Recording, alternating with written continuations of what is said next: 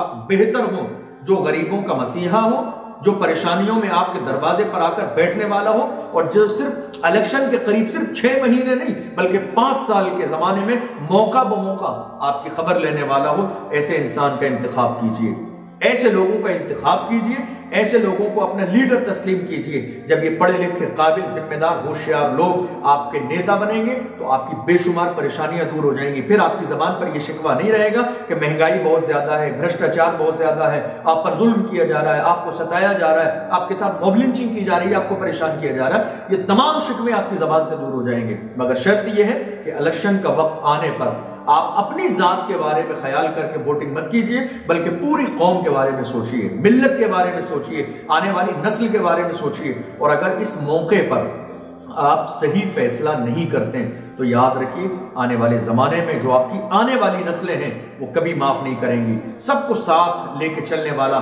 مزاج اگر آپ کے نیتا کا ہوگا تو کوئی دشواری ہمارے سماج میں پیدا ہی نہیں ہوگی۔